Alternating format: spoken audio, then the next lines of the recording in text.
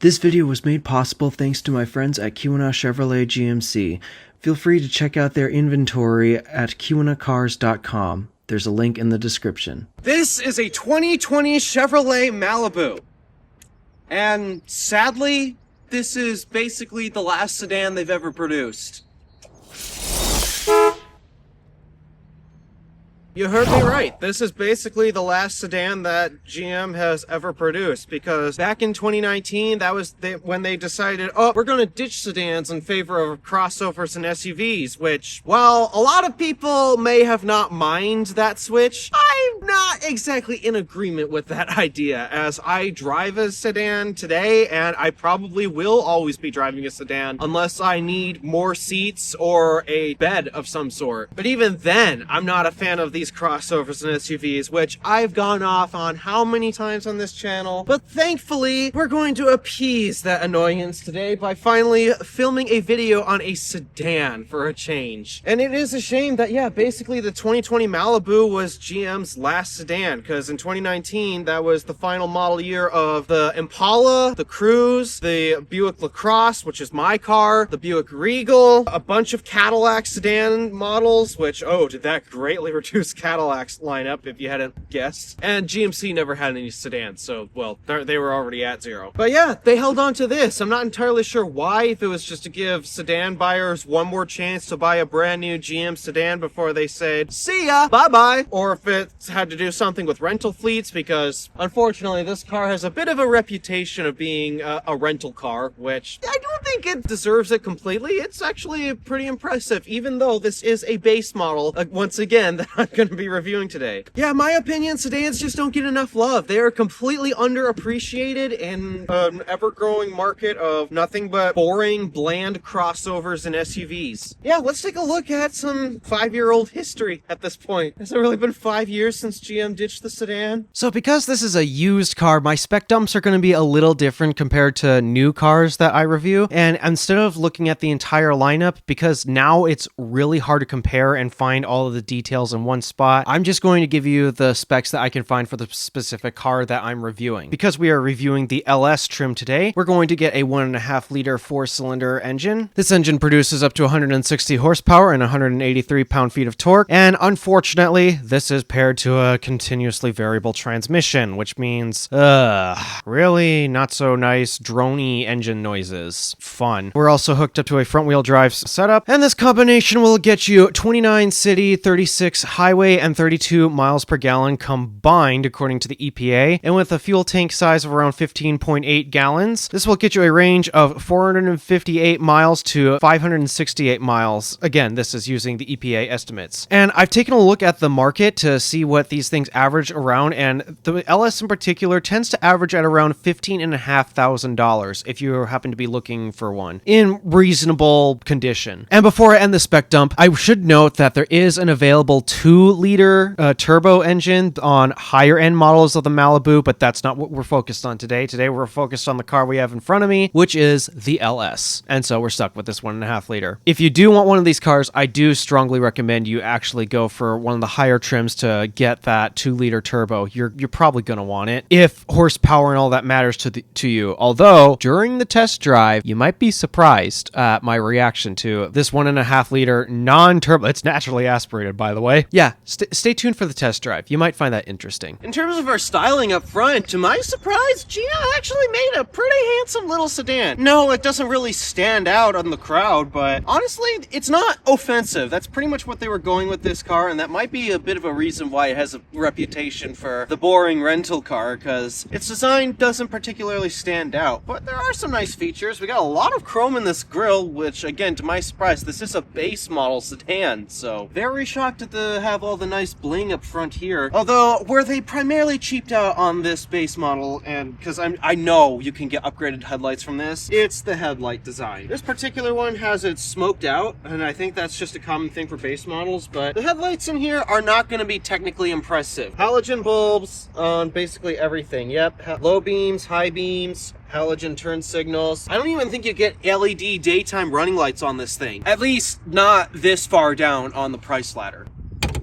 And in terms of what we have under the hood here, I actually don't know the specific engine that's in here because the window sticker has not been published just yet on the dealer's website. So I'm not particularly sure on the engine in here, although if I had to guess, it's probably another one of GM's either 2 liters, 4 cylinders. Maybe it's, oh, I'm trying to remember what they spec'd in here. Don't worry, I'll put in text right here to display what engine this actually is. I just need the window sticker so I can actually identify this because the owner's manual is no help, and so far I haven't found a sticker on the car that mentions it just yet. But once the window sticker's posted, you'll learn what's under the hood here. And of course, because we're talking about a more affordable base model sedan here, we do have a prop rod to hold up the hood. So to my surprise, and this gets me literally every single time, this is supposed to be a bit of a mid-size sedan, except, I don't know, for a mid-size sedan, this is a bit large, for one. I mean, I'm looking at my driving position, and then I put the seat on the passenger side all the way back just to get a rough idea on legroom figures and such, which we'll get into in a little bit. But to my surprise, for a mid-size sedan, this is pretty large. I don't know if this is really GM's thing, because I know this is a reputation with Buicks. Buicks are infamous for having larger than normal sedans, especially mine. I think my personal vehicle has to be the largest full-size sedan you can get without stepping into uber luxury territory. And coming to the fuel door here, I unfortunately have to bring up a slight problem with the car. The fuel door is on the wrong side of the car. Why did GM do this? I hate that they put the fuel door on this side of the car. It makes no sense. The driver's over there, and the driver is the very most likely person to actually fuel up the car. So why did they do this? I don't know. It is absolutely infuriating that they do this. But hey, it's capless, and you don't need any special type of fuel. You can just put in whatever. Don't be deceived by these taillights here, because unfortunately, despite that, you might think, oh, okay, brake light, turn signal, reverse light. That's not how Chevy decided to do this, unfortunately, which means this completely fails the entire taillight test that I have. Again, this is a base model, so I should expect them to cheap out on this, but I mean, there are a grand total of 0 LED elements back here, which means you have halogen, brake lights, turn signals, and reverse lights. But here comes the number one infuriating thing that just gets me so mad. Okay, look what we've got here. We've got 2 clear lenses here. This one's occupied by the reverse lights. This one here is blank! If I had to guess, in other markets where it is actually legally mandated you have to have amber turn signals, this is where they put it. But for some infuriating reason, they said, no, we're going to remove the amber turn signal from this thing on the North American models and integrate it into the brake lights. Why? You had every opportunity to do this right, GM. You had every opportunity and you failed. Just completely failed. But nonetheless, we cannot become solely depressed on the fact that they completely cheaped out on their taillights. We have other matters to discuss back here, particularly the trunk. Thankfully, unlike a lot of sedans, there's a button right here to pop it. It's not power opening, you do have to lift it up yourself, but I mean, hey, it's an affordable sedan. Can you blame them? And in terms of amenities back here, let's see. I don't see any power ports back here, which I guess why would you actually have any? And if we lift up the floor here, we do have a spare tire. And given the size of these wheels, that might actually be full size. And in terms of the trunk space, it's actually pretty decent. You see, people will complain, oh, these sedans, they're not practical because look at this metal thing right above you. It just limits the amount of cargo you can put in it. Well, to be honest, from what I'm finding, this is actually just fine in terms of space. And also, a lot of these crossovers and SUVs have their tailgates so slow that actually this is pretty much the maximum height of cargo that you could store in it anyways. So, what are you guys complaining about? But should this happen to not be enough cargo space, because I'm sure there are going to be instances where people will find a way to exceed the space in here, we do have these secure pull tabs here that allow us to fold down the back seat. I would not want a car camp in here though, because there's a big hump right here and it is not going to be comfortable. So yeah, car camping in this car, not recommended. And then I should also note that there isn't actually a handle to make it any easier to close the trunk, so you are going to have to reach up here to close it yourself. And now it's time to get inside the rental car. Excuse me, the base model Malibu. This is the company's standard key fob at the time. No, well, not just GM. This is Chevrolet's particular key fob in general, but it's actually really nice, and I do love the rubberized buttons. They're nice and soft to the touch. And actually, to my surprise, this does actually feature remote start. So all you have to do is just lock the car, and a double tap, or is it a hold?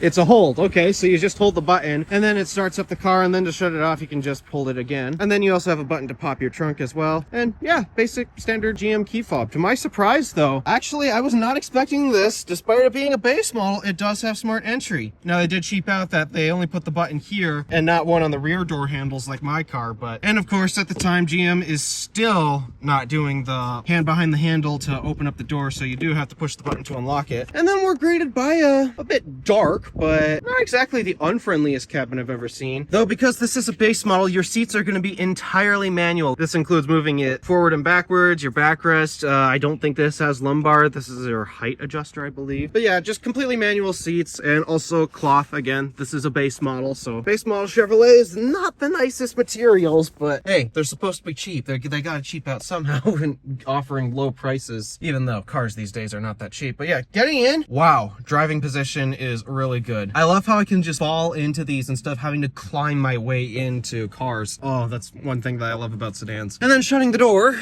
let's see. Door thunk is really good. Really high quality door thunk. I have a lot of confidence in that. And to fire up the vehicle, again, another surprise to me. Despite that this is a base model LS, you do actually have push button start. So the way it functions is basically the same in every other GM vehicle. Just put your foot on the brake and push the button to fire up the engine.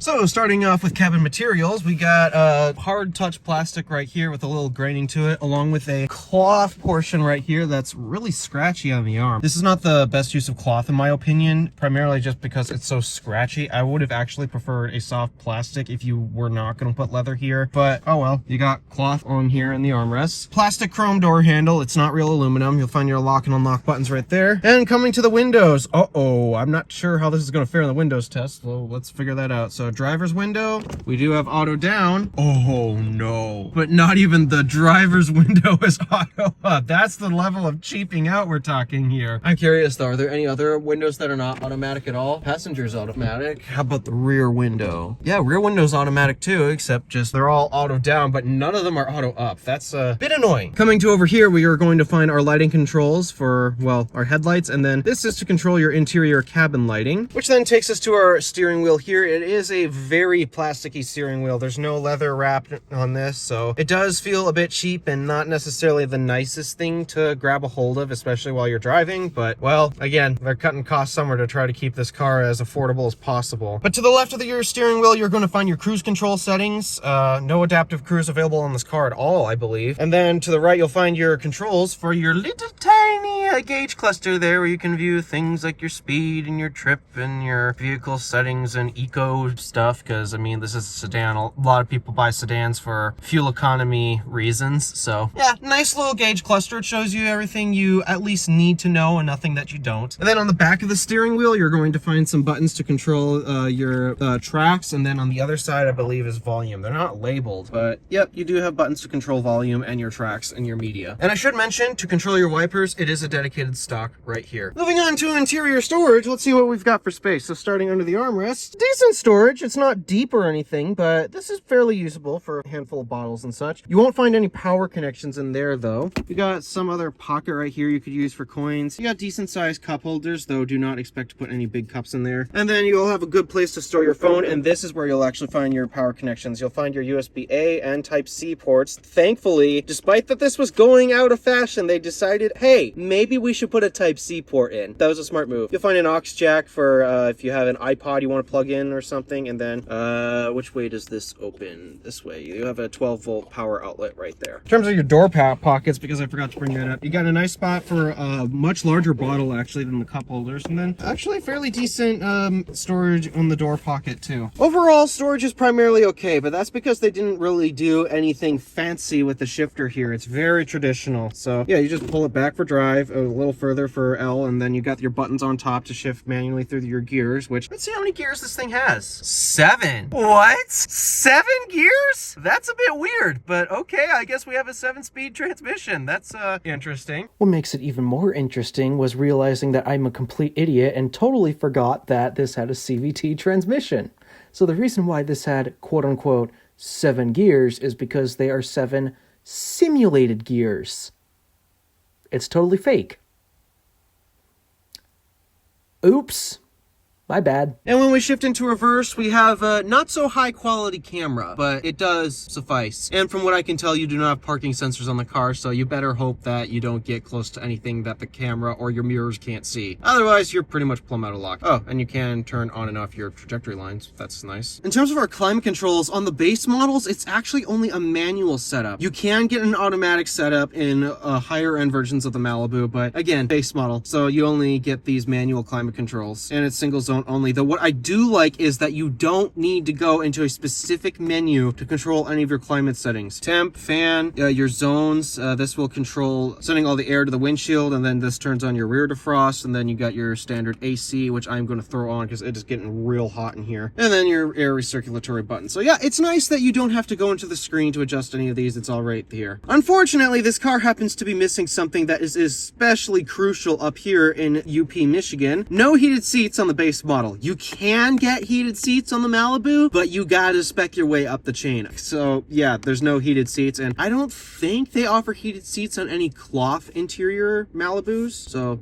that's just what I know in that regards. Oh, I'm also just realizing, speaking of cloth and quality, I completely forgot to touch on the dash here. Yeah, materials for the dash. Again, hard touch plastic. You got more of that cloth right here, along with this plastic. It's supposed to look like aluminum, but it's plastic trim. More hard touch materials. Yeah, all of the plastics are hard, and then any soft-ish looking surface is supposed to be a cloth. The materials really are not that nice in here, but that's not the point of this car at all. It's not supposed to be a nice place to be. Though I do have to say, quality in this build, it's built very solid. Very solid. Wow, I'm actually quite impressed. Back to where we were supposed to be. Moving up, we got a button here to toggle on and off our auto start stop system. Find your hazards right here. And then we'll come to the audio system. It's completely unbranded, which I would expect for a base model. And so let us take a sample of the audio system.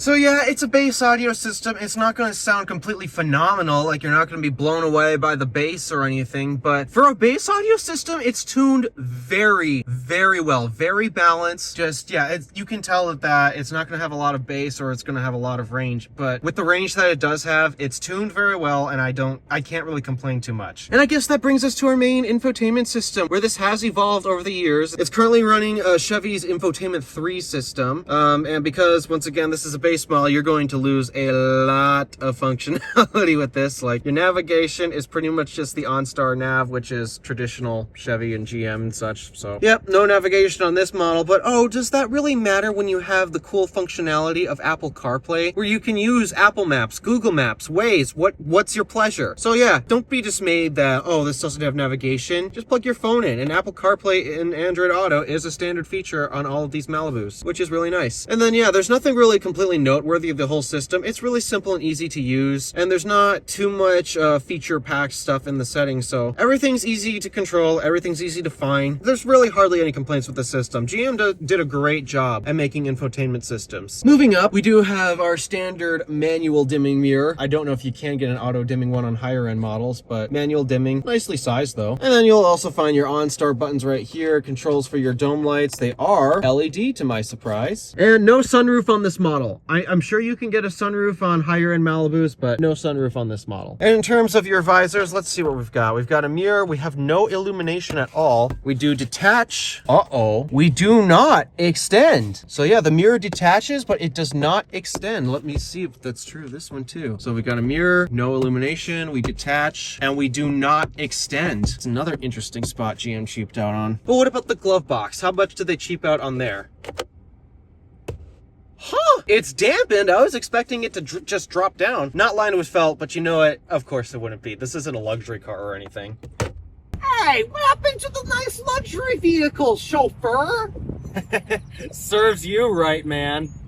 You've got to be kidding me. This cheap backseat?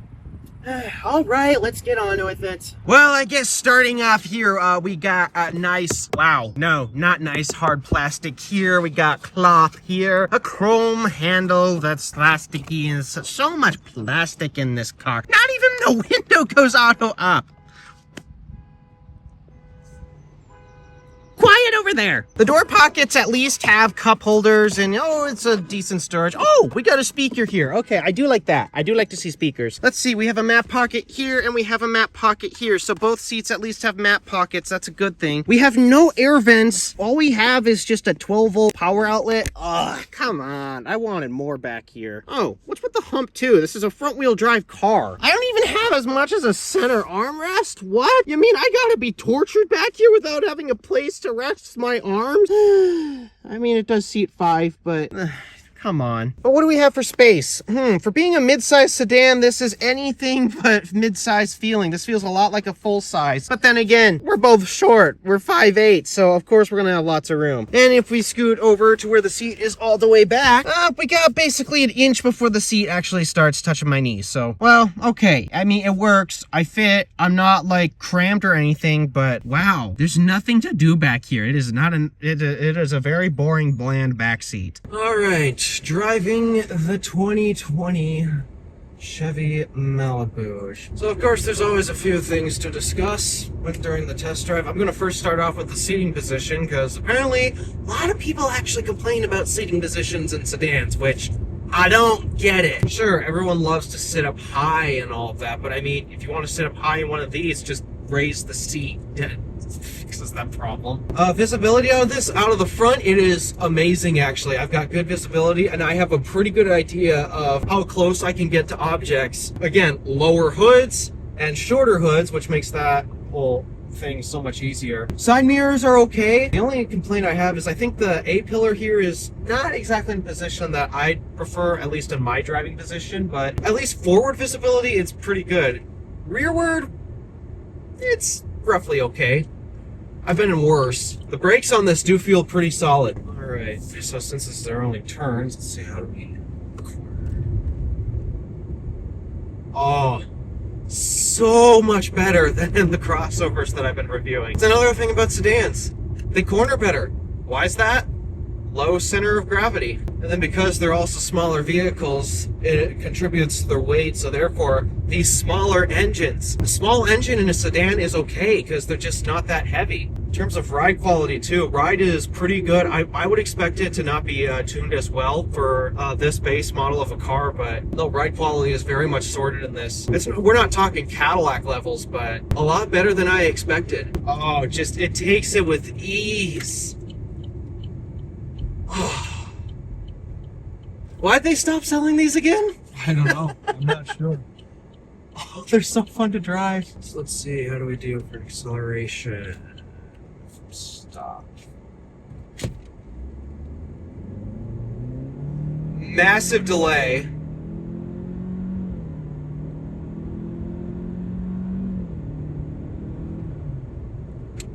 So yeah, the engine was working hard when you gotta get it up to speed, but again, smaller vehicle, lighter vehicle, it's pretty much okay compared to those crossovers and SUVs. Though a big contributor as to why this took a bit to get up to 60 is also the transmission. Transmission tuning can really affect your 0 to 60 times. And it's not optimized for performance at all. It's smooth, I'll give it that, but sometimes if you try a little too hard for smooth, sometimes you might slip in your 0 to 60 performance, which can affect your ability to get on and off, well, specifically onto the freeway. But overall, for a car that's supposed to be affordable, it's just a mid-sized sedan that everyone just loves to dunk on it for being, oh, it's the boring Chevy rental car. I don't know how anyone could say this is boring. This is actually pretty nice to drive, especially compared to these crossovers and SUVs, which I'd argue are even more boring rental cars. This is better. Even though, yes, this is a used car, I still feel it necessary to put it on the cardboard. So, starting off with power,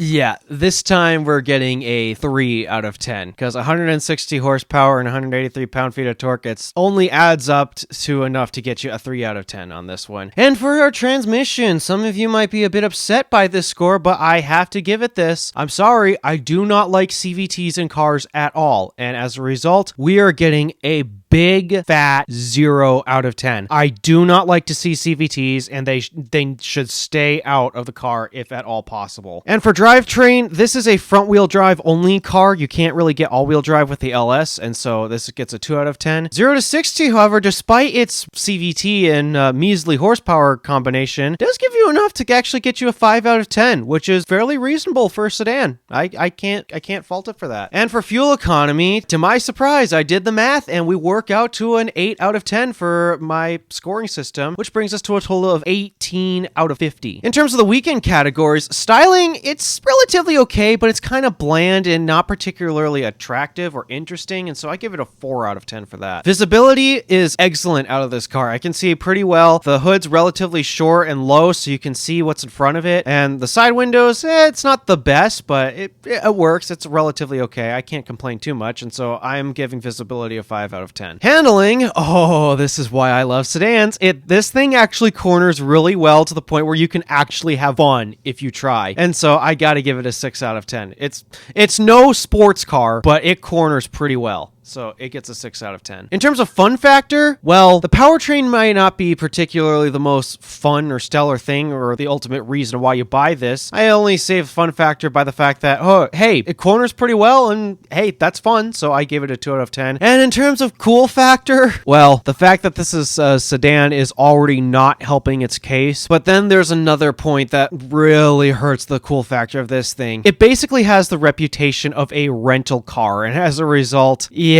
it gets a measly 1 out of 10 for this rating, and that gives us a total score of 18 out of 50 for the weekend categories. Again, normal cars really don't fare well in this section, but they do tend to fare well in the daily categories in which this does. In terms of features, it doesn't have a lot, but it's got enough equipment to give it a 4 out of 10. It's not a lot, but it's basically the bare minimum, and I can't complain too much. Comfort, to my surprise, was actually fairly decent for a base model, cheap, affordable economy car. And to my surprise, I gotta give it a 5 out of 10. Seats were comfy, the ride was nice. What was there to complain? It was a nice car for the money. And in terms of quality, though, while it was put together real solidly, the materials choices could leave a lot to be desired. And as a result, I gotta give it a 3 out of 10 on this. Practicality, however, I know many people hate sedans and claim that they're not that practical, though through multitudes of tests that I've done with crossovers and SUVs, I've happened to have found that there's not really much of a difference in terms of trunk space having an effect. And so, yeah, it's got a reasonably sized trunk. The fuel economy is excellent. You gotta give it props for that. And then there's plenty of passenger space inside. You know what? I gotta give it a 7 out of 10. This is quite the practical car, and it's hard to argue with it. And then there's value. Because sedans are so underappreciated these days, that means you can pick these up relatively affordably. And considering that, well, you're getting a car with basically the bare minimum necessities you need. Well, okay, I'd argue that I like heated seats in a car. That's but that's just me. But yeah, the fact that you're getting basically everything you need and nothing that you don't, honestly, it's hard to argue with this car. I'm giving it an 8 out of 10, especially because you can pick these up for such a cheap price on the market. And so, yeah, this brings us to a total of 27 out of 50 for the daily categories. Add them all up, we get 63 out of 150, which does very well. It's actually the second best sedan I have reviewed on this channel, only second to my personal daily driver, which is more of a luxury car, so it's going to fare better. But overall, wow, the value of this car and the way that this was put together, I don't know how to not like this car at all. I mean, sure, you could get a nicer version. You could spring up for an LT or a Premier or something like that. But I mean, just the general price and everything that you're getting, it's hard to complain, especially considering that sedans are so underrated these days. If you're looking for your first car, this might be a perfect option for you. Well, assuming that you actually have money to work with. Otherwise, you might be picking up something like extremely dirt cheap, like under $5,000. And at that point, well, you're not going to get a nice car anyways. But it's just hard to argue this bargain. And it's a shame that Chevrolet and GM in general decided, no, we're not going to sell these cars in America anymore. And it really is a total shame. With all that said, thank you for watching. Do me a favor and interact with the buttons below. And also do me a favor and check out my Patreon page. I would very much appreciate that. This is the Random Alpha Drive, signing off.